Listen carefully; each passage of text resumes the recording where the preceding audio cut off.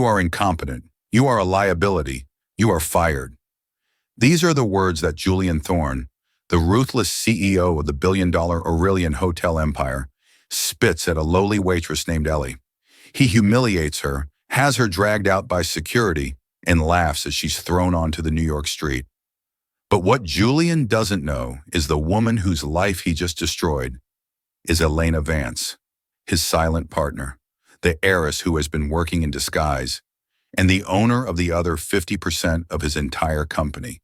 This isn't a story about revenge. It's a story about a reckoning.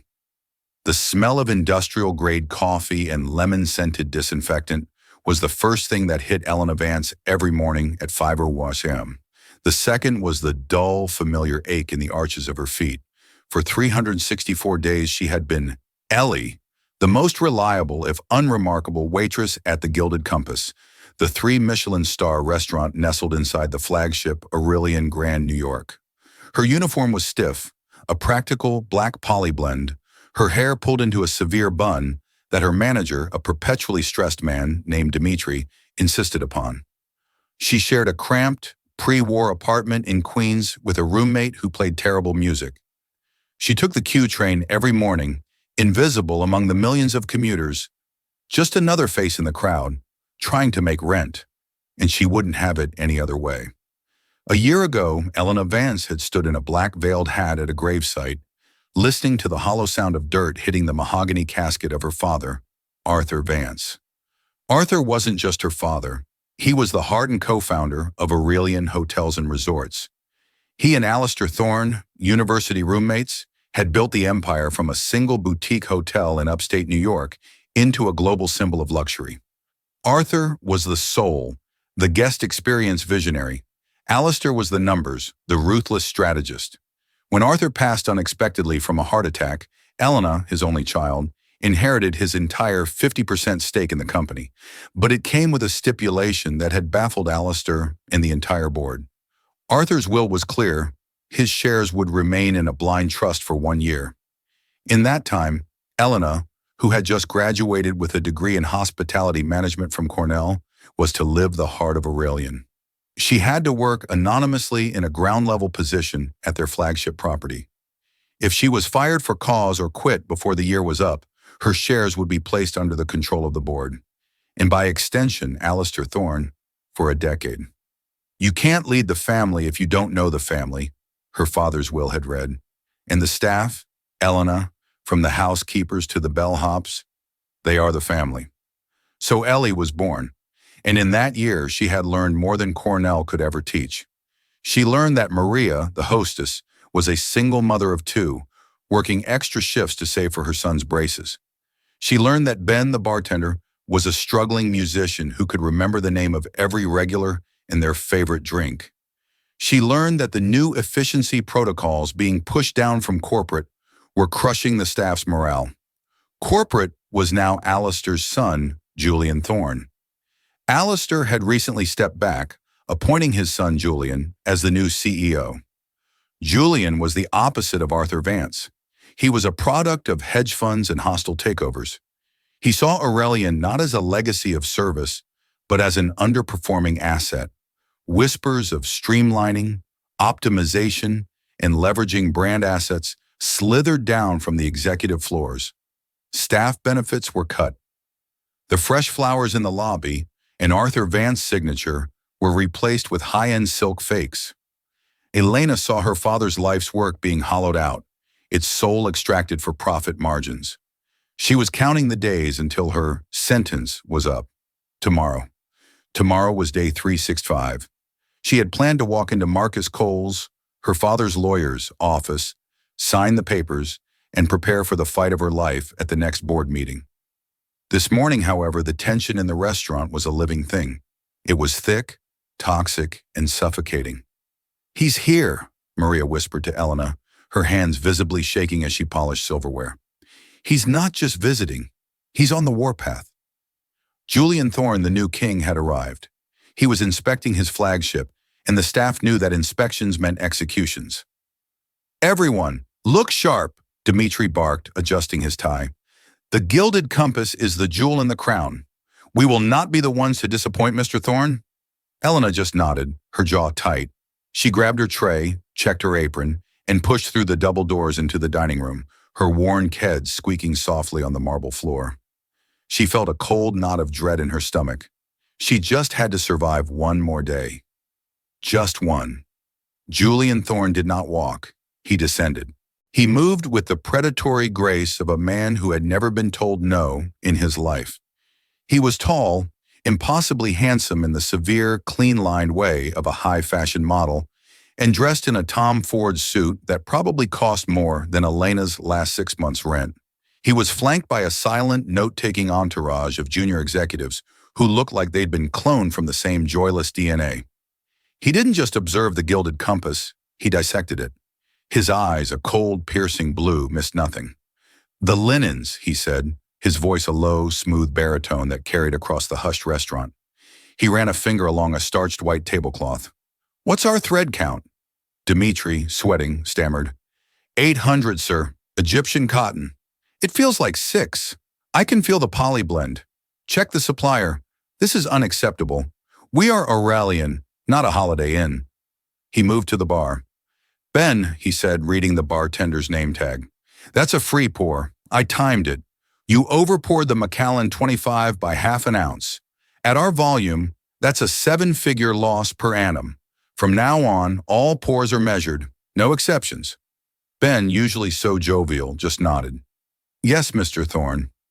Elena watched from her station, her blood slowly simmering. Her father loved the theatricality of a free pour. He said it was part of the generous spirit of the brand. Julian saw it as a rounding error. Then Julian's gaze landed on a table in the corner. Table 12. An elderly couple, the Hendersons, were regulars. They had been coming to the Gilded Compass for their anniversary every year for 2 decades. They always asked for Maria. Maria was at their table, laughing softly at a story Mr. Henderson was telling. She had been with them for 20 minutes. Julian Thorne looked at his Cartier watch. He then looked at Maria. A cold displeasure settled on his features. He strode over to the table. "Excuse me," he said, cutting Mr. Henderson off mid-sentence. The couple looked up, startled. "Maria," Julian said, his voice dangerously quiet, "what is our target table turn time for a 2-top at lunch?" Maria blanched. "Sir, it's 90 minutes, but the Hendersons are regulars. They're celebrating." "I did not ask for their biography," Julian snapped. "I asked for the target time. You have been at this table for 22 minutes. They finished their appetizers 10 minutes ago. Your job is to serve, clear, and reset. It is not to fraternize." Mrs. Henderson gasped, her hand flying to her chest. "Well, I never. We were just—" Julian ignored her, his eyes locked on Maria, who was trembling. "You are a bottleneck. You are costing this restaurant money with every minute you waste." Elena felt something snap. This wasn't business. This was cruelty. This was the desecration of everything her father had built. The Hendersons were not a 2-top. They were the Hendersons. They were family. Before she could stop herself, she was moving. She set her tray of water glasses down at her station and walked calmly toward table 12. "Mr. Thorne?" Julian Thorne turned, annoyed at the new interruption. He saw Elena, just another servant in a black uniform. "What?" "I apologize for the interruption, sir," Elena said, her voice steady, drawing on every ounce of her Cornell training and her father's poise. "But Maria is simply demonstrating the Aurelian standard that our founder, Arthur Vance, built this company on. Our guests are not turn times. They are our priority. The Hendersons' experience is the only thing that matters." The restaurant went dead silent. The clinking of cutlery stopped. Maria's eyes were wide with terror. Julian Thorne's face, which had been set in a mask of cold annoyance, slowly changed. He tilted his head, a flicker of disbelief in his eyes, as if a piece of furniture had just spoken to him. "And who?" he asked, his voice dripping with condescension. "Are you?" "My name is Ellie. I'm a waitress here." Julian stared at her. A slow, incredulous smile spread across his perfect face. It was not a kind smile. "A waitress is giving me, the CEO of this corporation, a lecture on the Aurelian standard?" He laughed. It was a short, sharp, ugly sound. Your founder's standard is why this company's profit margins have been stagnant for a decade. It's sentimental nonsense. Your job is to do what you're told. Maria's job is to do what she's told. And my job is to cut out the dead weight and the sentimentality that is sinking the ship. He turned back to Maria. You're on final warning. Get this table cleared. He then looked at Elena. And you, get back to your station before I have you thrown out for insubordination. He turned, dismissing her like a fly, but Elena didn't move. No, she said. The word hung in the air, electric and sharp. Julian stopped. He turned back, his smile gone, replaced by a look of pure, cold fury. What did you say? I said no. You will not speak to my colleague that way, and you will not disrespect our guests. Not in this restaurant. Not while I'm here. It was a declaration of war. Elena's heart was hammering so hard she could feel it in her throat, but she held his gaze. She saw his hand clench. He was a man who was used to people crumbling. She refused. You, he seethed, taking a step toward her, are a nobody. You're a replaceable cog in a machine you don't even begin to understand. You don't have the right to tell me no. He was standing close to her now, towering over her, using his height and his power to intimidate. He was gesturing angrily, dismissing her with a sharp, downward flick of his wrist. And that's when it happened. He didn't mean to do it. It was a pure accident of his own arrogance. His angry gesture, a begone motion, slammed directly into her shoulder. Elena was off balance, and in that same instant, a busboy was passing behind her with a tray. She stumbled back, colliding with the busboy. A single tall glass of 300 a glass, 1998 Petrus, destined for the penthouse suite, wobbled, tipped, and flew from the busboy's tray. It was like a scene from a nightmare, playing out in agonizing slow motion. The dark, ruby-red liquid arced through the air and splashed with horrifying precision directly onto the front of Julian Thorne's pristine, light gray Tom Ford suit. For a full 5 seconds, the only sound was the drip, drip, drip of expensive wine onto the marble floor. Julian looked down at the massive, dark, blossoming stain on his jacket and trousers. He looked up at Elena. The shock on his face was replaced by a rage so profound, so absolute, that it seemed to suck the warmth from the room. His voice, when he finally spoke, was no longer a baritone. It was a venomous hiss. You, clumsy bitch. The words were spoken low, for her ears only, a poison dart of pure venom. But the fury on his face was for everyone to see. He ripped the silk pocket square from his jacket and dabbed uselessly at the stain, making it worse. This is a $5,000 suit, he roared, his control finally shattering. The entire dining room flinched. It was an accident, Elena stammered, though her voice was still surprisingly firm. You pushed me. I pushed you? Julian scoffed, his face twisting in disbelief. I am surrounded by incompetence. You not only defy me, you assault me, and then you destroy my property? Dmitri! The manager ran over, his face the color of ash. Yes, Mr. Thorne. Yes, sir. Right away, we'll get seltzer. We'll call the hotel dry cleaner. Shut up, Dmitri, Julian snapped. You can't fix this. She can't fix this. He pointed a shaking finger at Elena, the waitress.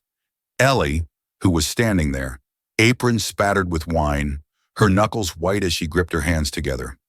I have never in my entire career witnessed such a staggering level of ineptitude and insubordination in one pathetic package, Julian said, his voice now carrying to every corner of the restaurant. He was making an example. This was a public execution. You, he said, jabbing his finger at her. What did you say your name was? Ellie? Ellie what? Ellie Vance, she said, her chin high. The name Vance didn't even register. To him, it was just a name, as common and worthless as Smith or Jones. It held no meaning. Well, Ellie Vance, congratulations. You've managed to do in one day what most of my useless employees take a year to do.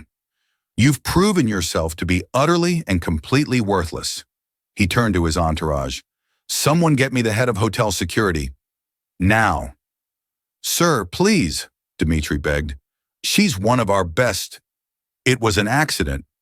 It was the end of a long line of accidents, Dmitri. The first was you hiring her. Julian looked back at Elena, a cruel, satisfied smirk on his face. He was enjoying this. He was reestablishing his power. You come into my restaurant, you question my business model, you embarrass my staff, you accost my guests, and then you assault me. And for that, there is only one response. He leaned in, his voice dropping to a theatrical, cruel whisper that everyone could still hear. You are incompetent. You are a liability. Get your things. You are fired. Elena didn't cry. She didn't beg. A strange, cold calm had settled over her. The dread was gone, replaced by a diamond-hard certainty. The year of hiding was over. The game had changed. He had just made the biggest mistake of his life. You have no idea what you've just done, she said, her voice quiet but vibrating with an intensity that, for a second, actually made him pause. He mistook it for a threat. He laughed.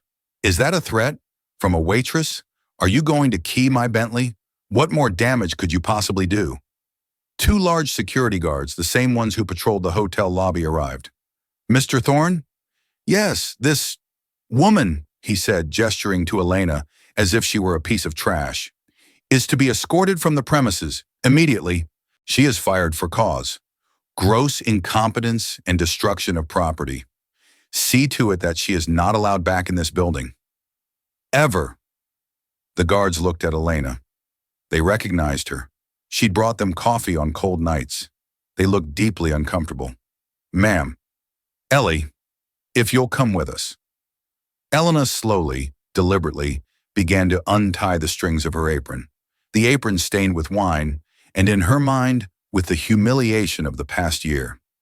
She pulled it over her head and folded it, placing it neatly on the corner of a service station.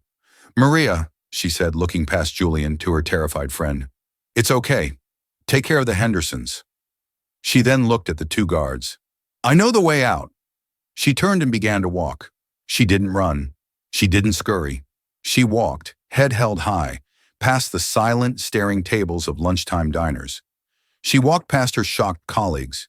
She could feel Julian Thorne's smug, victorious gaze burning into her back. The guards followed her through the lobby, a silent, grim procession. The walk of shame, past the concierge desk, past the now fake flower arrangements, and through the massive revolving brass doors of the Aurelian Grand. And then she was on the sidewalk. The New York City traffic roared past. A cab honked. She was just another person on the street, unemployed, disgraced. Julian Thorne had won. He had erased Ellie Vance. She stood there for a moment, the October air sharp and cold against her cheeks. She felt a single hot tear of rage and grief for her father's legacy slide down her face. She wiped it away, not with sadness, but with fury. He erased Ellie Vance. She reached into her pocket and pulled out her cheap smartphone. She didn't call her roommate. She didn't call her mother. She scrolled to a name she hadn't called in 364 days. Her fingers hit the call button. It rang twice. Marcus, it's Elena. Elena Vance. A warm, familiar voice answered on the other end. Elena, I was wondering when you'd call. I take it your year is up? Elena looked up at the towering, glittering facade of the Aurelian Grand, the monument her father had built. It is, she said, her voice like ice. He fired me. There was a pause on the line. Then Marcus Cole let out a low whistle. Julian, fired you? Personally? Publicly. In the middle of the dining room. He called me incompetent and had me thrown out by security. My God, Marcus said, the unmitigated arrogance. Does he know who you are? He has no idea. He just thought I was a waitress named Ellie. Elena, this complicates things. This accelerates things. Alistair and Julian have been making moves. They've called an emergency board meeting. When? Elena asked, her pulse quickening. Tomorrow, 9 a.m.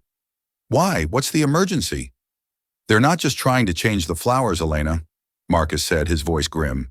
They're planning a hostile takeover of your shares. They're going to use your inactivity and abandonment of your stake as a pretext to have the board vote to dilute your shares to almost nothing. They're trying to steal your inheritance, Elena. They want to buy you out for pennies on the dollar. Elena's grip on the phone tightened. And then what? And then, Marcus said, they're going to sell. They're in the final stages of a deal to sell the entire Aurelian Hotels brand to Titan Capital, a soulless private equity firm that will strip this company for parts. So this was the endgame, the cost-cutting, the demoralizing of the staff. It was all to make the company look lean for a sale. They were gutting her father's legacy to line their own pockets. Marcus, Elena said, a warrior's resolve settling where the waitress's fear had been. They think they fired a waitress. They have no idea they just declared war on their partner. What do you want to do, Elena? I'm not going to my apartment in Queens. I'm going to my father's penthouse, the one I haven't touched in a year. Meet me there in 1 hour. Bring the will. Bring the proxy votes. Bring everything. And tomorrow? Marcus asked. Elena looked at her reflection in the dark glass of a town car window. The woman staring back was no longer Ellie. She was the daughter of Arthur Vance. Tomorrow, she said, we're going to that board meeting, and I'm going to introduce myself. The elevator that led to the penthouse at the Aurelian Grand was private.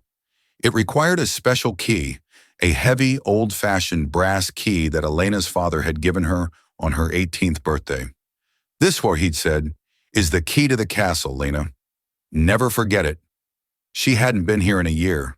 The lobby security, the same ones who wouldn't let her back in the restaurant, gave her a strange look as she bypassed the front desk and walked, still in her stained waitress uniform, to the private elevator shaft tucked away behind a velvet rope. She flashed her old, expired-looking employee family ID. The guard, flustered and confused, didn't stop her. The elevator doors opened with a soft ding into the penthouse itself. It was as if she had stepped back in time. It was exactly as her father had left it.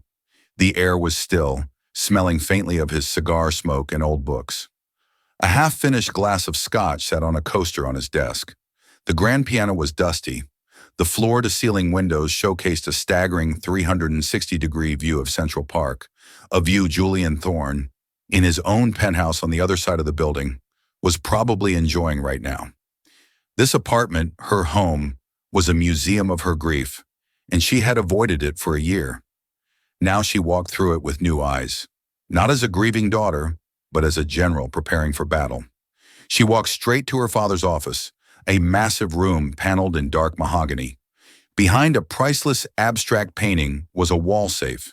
She entered the code, her mother's birthday, and it clicked open.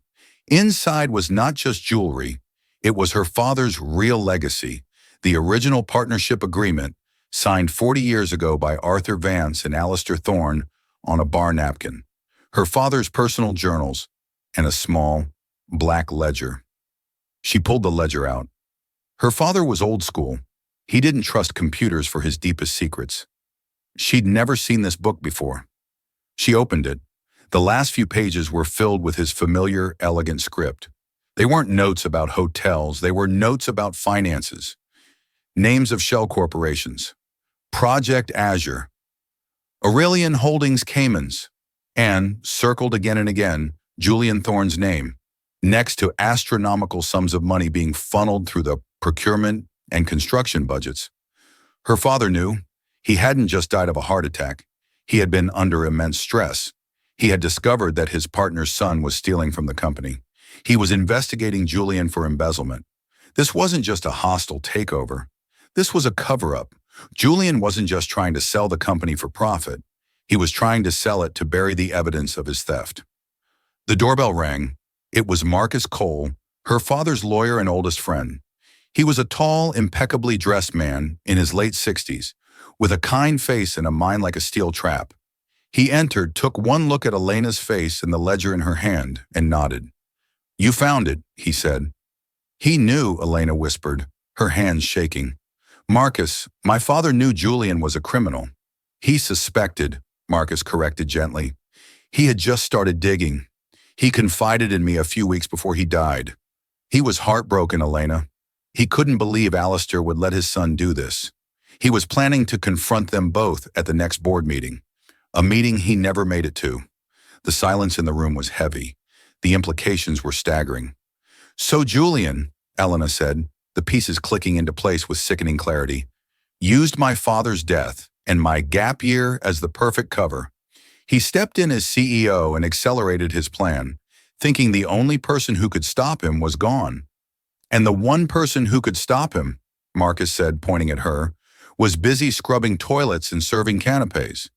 He didn't just fire a waitress, Elena said, a cold, hard fury replacing her shock. He fired the one person who holds the key to his entire scam. Marcus placed his heavy leather briefcase on the desk and snapped it open. Well, Ms. Vance, your timing is impeccable.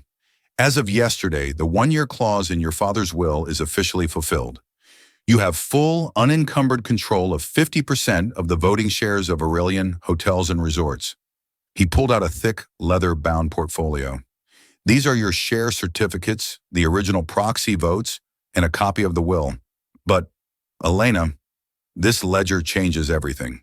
This isn't a business negotiation anymore. This is a criminal matter.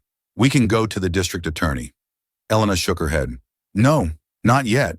If we go to the DA, Titan Capital will pull out, the company stock will plummet, and the Thorns will play the victim. They'll ruin the brand in a public fight. The company, the staff, won't survive it. She closed the black ledger. No, Julian loves an audience. He loves public displays. He gave me one today.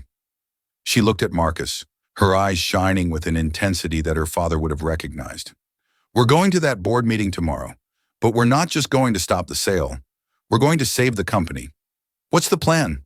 First, Elena said, I need a shower, and I need a new suit. I think it's time I finally went shopping in my father's closet. She walked to the master bedroom, a room she hadn't entered since the funeral. In the back of the enormous walk-in closet, past her father's suits, was a section he had curated for her. Business attire he'd bought for her, future, hoping she'd one day join him. She pulled out a simple, breathtakingly elegant black Chanel power suit. It was the armor she would need. Marcus, she called out, call the other board members, the ones who aren't in Alistair's pocket. Tell them Arthur Vance has one last message for them, and it will be delivered at 9 a.m. She spent the next 12 hours not sleeping, but preparing. She and Marcus combed through the ledger, cross-referencing the dates with the company's public financial reports. The efficiency cuts Julian had made were a perfect match for the consulting fees being paid to Project Azure. He wasn't just cutting costs, he was rerouting the money. He was systematically bleeding Aurelian dry. By the time the sun rose, painting the park in hues of gold and pink, Elena Vance was no longer a waitress. She was not even just an heiress. She was a weapon. The Aurelian Hotel's corporate headquarters was on the 50th floor of a glass and steel skyscraper on Park Avenue. The boardroom was a monument to wealth and power. A 30-foot-long single-slab mahogany table reflected the glittering New York skyline. The air was climate-controlled and smelled of expensive leather. At 8:55 a.m., the room was full. At the head of the table sat Alistair Thorne, the patriarch. He looked weary, older than his years, but still formidable. At his right hand, vibrating with a smug, restless energy, was Julian Thorne. He was in a new suit, a crisp navy brioni, not a trace of yesterday's humiliation on him. He was joking with another board member, his laugh echoing with arrogance. The other board members, a collection of gray-haired, stern-faced men and women who had been on the Thorne side for years, were sipping coffee and reviewing the meeting's agenda. The agenda was simple. 1. Discussion of the Vance share forfeiture. 2. Motion to restructure corporate ownership. 3. Vote on the Titan Capital acquisition. It was a preordained execution. At 9:00 a.m. on the dot, Alistair Thorne cleared his throat. Good morning, everyone. Let's begin. We have a great deal to get through. As you know, we are here to finalize the future of Aurelian. For a year, 50% of this company has been in limbo, held by an heir who has shown zero interest in her inheritance or her father's legacy. This dead weight has hampered our ability to be agile. Therefore, the first motion on the table is to absorb the unclaimed Vance shares. I wouldn't be so sure about that. The voice was female, clear, and projected from the entrance of the boardroom. The heavy double doors swung open. Every head in the room turned. Standing in the doorway was not a waitress. Standing in the doorway was a woman who commanded the room before she had even taken a step into it. She was dressed in the severe, elegant black Chanel suit. Her hair, which had been in a tight bun yesterday, was now sleek and down, falling over her shoulders like dark silk. Her eyes were not the downcast service industry eyes of Ellie. They were the sharp, intelligent, and utterly furious eyes of Arthur Vance. She was flanked by Marcus Cole, who was carrying a heavy briefcase. The room was frozen. Alistair Thorne's face went white. He knew exactly who this was. He hadn't seen her in a year, not since the funeral, but he knew. Julian, however, was just confused. His brow furrowed. He squinted. This woman. She looked familiar, hauntingly familiar. Where had he seen her? I'm sorry, Julian said, his voice laced with annoyance. This is a private board meeting. Who the hell are you? Elena Vance walked slowly into the room. Her heels made a sharp, deliberate click, click, click on the marble floor. It was the only sound. She walked past the stunned board members, past a sputtering Julian, and went directly to the one empty chair at the table. The chair at the other head of the end table. The co-founder's chair. Her father's chair. She placed her own slim briefcase on the table, and only then did she turn her gaze on Julian Thorne. You know, she said, her voice a calm, dangerous melody, that is the second time you've asked me that question in less than 24 hours, and you still won't like the answer. Julian's jaw dropped. The blood drained from his face as his brain finally made the connection. The face, the voice, the name she had given him yesterday, Ellie Vance. You, he whispered, pointing. You're the waitress, the one who spilled the wine. He looked around bewildered. What is this? What is this joke? Security, get her out of here. I'd sit down if I were you, Julian, Marcus Cole said, his voice booming with legal authority as he stood behind Elena. Elena pulled her father's chair out and sat. She looked at Alistair Thorne, her eyes filled with a cold disappointment. Good morning, Alistair. Gentlemen, ladies. She nodded to the board. For those of you who don't know me, and for the new CEO who clearly doesn't, my name is Elena Vance. I am Arthur Vance's daughter. And as of 9 a.m. yesterday, I am the active, controlling owner of 50% of this company. She leaned forward. So no, Alistair, we will not be discussing the forfeiture of my shares, but I am very interested in discussing the Titan Capital acquisition and a few other financial irregularities I've discovered. Julian was on his feet. This is absurd. This is a charade. You can't. She was serving me coffee yesterday, and she was terrible at it.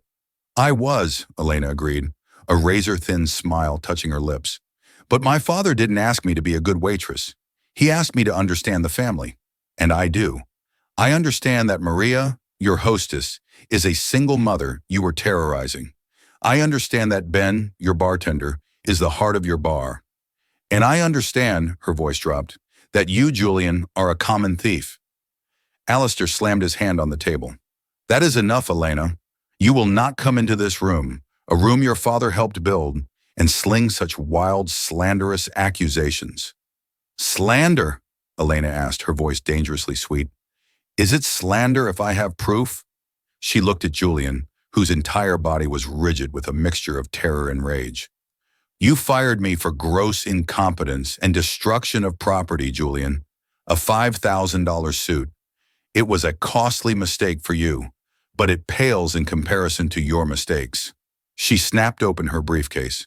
You see, she said to the room, while I was working at the Gilded Compass, I was concerned about the new protocols, about the morale, about the numbers, which didn't seem to add up. So I started doing what my father taught me to do. I started looking. Elena pulled a single bound document from her case. It was not her father's black ledger. It was a professionally prepared forensic accounting report. I'd like to introduce the board to Project Azure, Elena announced. It's a consulting firm registered in the Cayman Islands, a shell corporation to be precise. For the last 18 months, Aurelian Hotels has paid Project Azure over $70 million in consulting and procurement fees. The board members looked confused, shifting in their seats. This was not on the agenda. What's your point, Elena? Alistair demanded, though a bead of sweat was now visible on his temple. My point, Elena said, is that Project Azure has no employees. It has no office. It has one bank account. And that bank account, it's controlled by a sole beneficiary. She paused, letting the weight of her words settle. She looked directly at Julian. You, Julian. The room erupted. What is she talking about? Alistair, what is this? She's lying, Julian roared, his voice cracking. It's a fabrication. She's bitter. She's a disgruntled ex-employee. Am I? Elena calmly opened the report. Then this must be a fabrication too. She turned the report around for the board to see. On it was a crystal-clear copy of a wire transfer, a $5 million transfer from Aurelian to Project Azure, and the signature authorizing it was Julian Thorne's. And this, she said, flipping the page, a copy of the incorporation papers for Project Azure. The signatory, Julian Thorne. And my personal favorite, she continued, her voice like steel. This, a purchase order for the new silk flower arrangements for all 40 of our hotels. The supplier, a company owned by Project Azure. The cost, $10 million, 10 times the market rate. She looked up at the board. The cost-cutting measures, the new cheaper linens, the benefit freezes. It wasn't to streamline the company for a sale. It was to cover this. He was gutting the company from the inside out, siphoning millions into his personal offshore account. She turned her gaze back to Julian. You weren't trying to sell the company for profit, Julian. You were trying to sell it to hide the evidence. To let Titan Capital come in, liquidate everything, and bury the fact that you've stolen $70 million from the brand your father and my father built. Julian sank into his chair. He was white as a ghost. He was trapped. Alistair Thorne looked at his son. His face was a mask of utter devastation. He knew. He might not have known the details, but he knew his son was reckless. He just never believed he was a common criminal. Julian, Alistair whispered, tell me it's not true. Julian didn't or couldn't answer. He just stared at Elena, his eyes burning with a hatred that was now mixed with pure animalistic fear. Elena did not relent. You called me incompetent yesterday, Julian. You called me a liability. You humiliated me for spilling a $300 glass of wine on your suit. She stood up, leaning her hands on the table. You, she said, her voice echoing in the stunned silence, are a liar and an embezzler. You have defrauded this company, its shareholders, and its employees. You are the liability, and your destruction of property isn't a $5,000 suit. It's the $70 million you stole. Not to mention, she added, her voice softening with real pain, the stress and heartbreak you caused my father, which I have no doubt contributed to his death. Alistair Thorne let out a choked sob. Elena Vance, 50% owner, looked at the rest of the board. I believe we have some new business, she said, her voice ringing with command. I call for an immediate vote.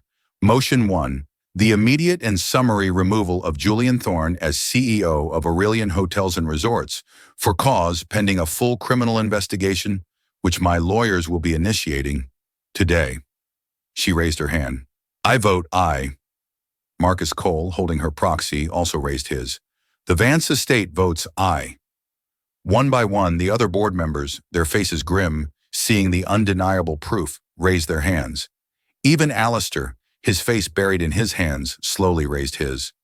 The motion passes unanimously, Elena said. Motion 2. The immediate cancellation of any and all negotiations with Titan Capital. It was unanimous. Motion 3, she said, looking at the broken man who was once her father's best friend. The board moves to accept the resignation of Alistair Thorne. Alistair looked up, his eyes red.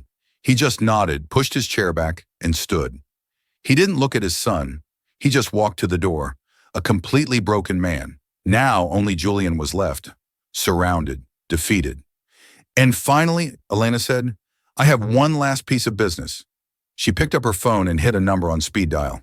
Security? This is Elena Vance in the 50th floor boardroom. Yes, I'm the new chairwoman.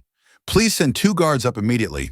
We have a former employee who needs to be escorted from the premises. He is not to be allowed back in this building, ever. She disconnected the call and looked at Julian. You see, Julian, she said as the heavy footsteps of the guards approached the door, the difference between you and me? When I was fired, I was innocent. You are not. The doors opened. It was the exact same two guards from yesterday. They saw Julian, they saw Elena at the head of the table, and their faces registered a dawning, shocked comprehension. "Mr. Thorne," the first guard said, his voice now flat, professional, "you'll need to come with us." Julian Thorne, the arrogant CEO, was marched out of the boardroom, past the same executives he had commanded, his hands held limply at his sides. His exit was silent, humiliating, and permanent. The empire he tried to steal had vanished. For a long time after the door closed, Elena was the only one left at the table. The other board members had filed out, offering her their stunned, belated condolences and their absolute support. The weight of what she had done and what she now had to do settled on her. She was in charge. The entire multi-billion-dollar global empire was now on her shoulders. She sat in her father's chair, the city skyline stretching out before her, and for the first time in a year she allowed herself to cry. She cried for her father. She cried for the staff. She cried from the sheer, crushing relief of it all. After 5 minutes, she wiped her eyes, took a deep breath, and stood up. The new CEO had work to do. Her first act was not from the 50th floor. She took the elevator back down to the lobby of the Aurelian Grand. She walked past the front desk, her heels clicking, the Chanel suit drawing stares. She didn't go to the executive offices. She pushed through the double doors of the Gilded Compass. It was the middle of the lunch rush. The staff was running, stressed, trying to keep up. Dimitri, the manager, saw her and nearly fainted. Ms. Vance, I